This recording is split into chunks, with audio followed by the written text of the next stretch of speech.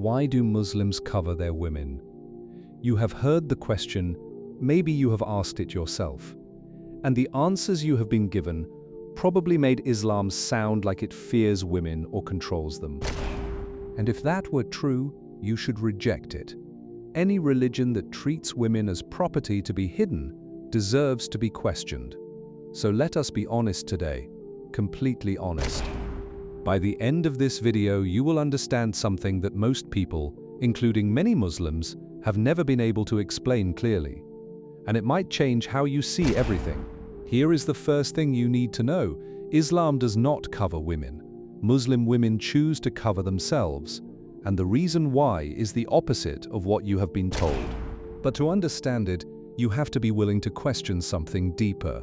Not Islam, but the culture that taught you that a woman's freedom is measured by how much of her body she shows.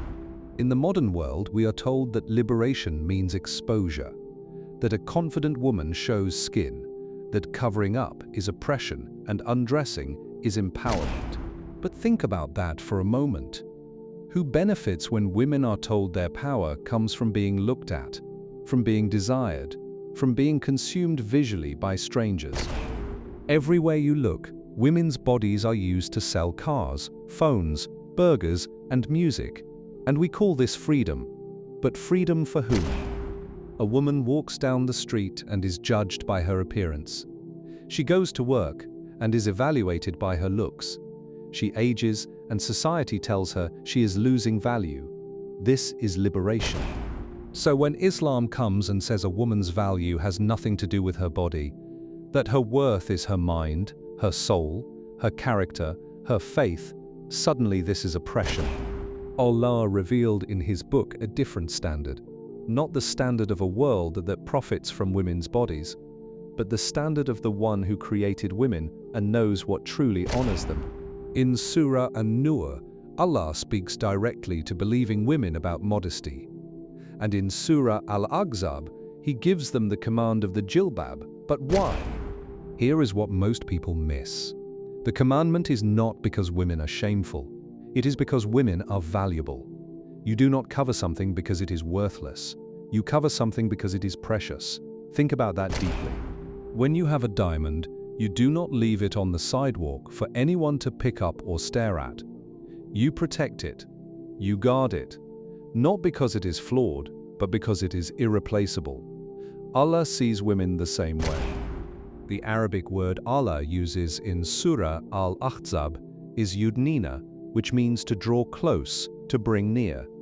He says women should draw their jilbab close to them. This is not about hiding something shameful. The word implies protection, dignity, being enveloped in honor. Allah is not covering women because they are a problem. He is honoring them because they are precious. And here's the part that should make you stop and think. Islam asks men to lower their gaze before it asks women to cover. Surah An-Nur addresses men first. The responsibility begins with the one looking, not the one being looked at. This is not control of women. This is accountability for men. The hijab is not a man's solution to his own weakness placed on a woman's head. It is part of a complete system where both men and women are asked to carry responsibility. Men are commanded to control their eyes.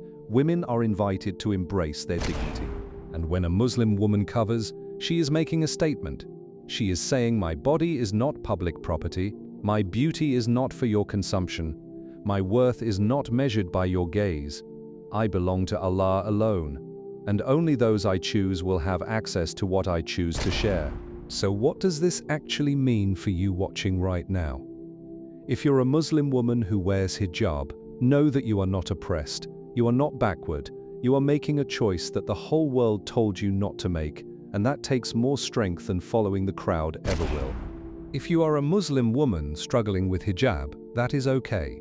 Faith is a journey.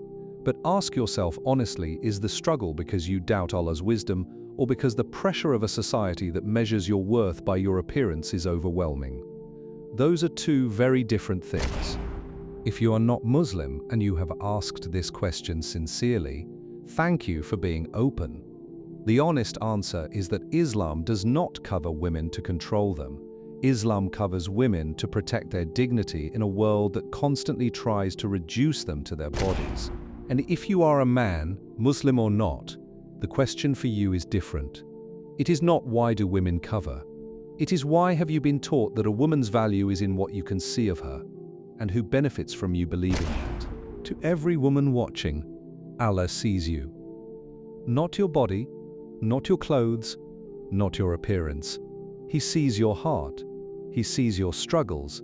He sees your strength, and He loves you. You are not a commodity to be displayed. You are not an object to be rated. You are a soul created by Ar-Rahman, the most merciful, and your worth was determined by Him before anyone ever looked at you. The hijab is not a cage. It is a crown, and only a queen understands why she does not need to prove her beauty to the world to know her worth. Here is the truth. Allah wants you to carry with you today. Modesty is not about shame. It is about where you locate your value. And Islam locates a woman's value in the only place it can never fade: her soul, her character, her connection to Allah. You are not what the world sees when it looks at you. You are what Allah knows when He looks into your heart. And that is worth more than any standard this dunya could ever create. I make dua for you right now. Ya Allah, honor every woman watching this with understanding of her true worth. Ya Rahman, protect her from a world that tries to reduce her. Ya Wadud, fill her heart with confidence in your wisdom. Let her walk with dignity, knowing she is yours. Ameen. Now go and see modesty differently. See it as power. See it as choice. See it as a woman saying, I define myself, not the world. And the Allah who created you in perfect wisdom is the same Allah who knows what honors you best. If this shifted your perspective, share it with someone who needs to hear it. Subscribe for more honest conversations about faith, and comment below, what question about Islam do you want answered honestly next?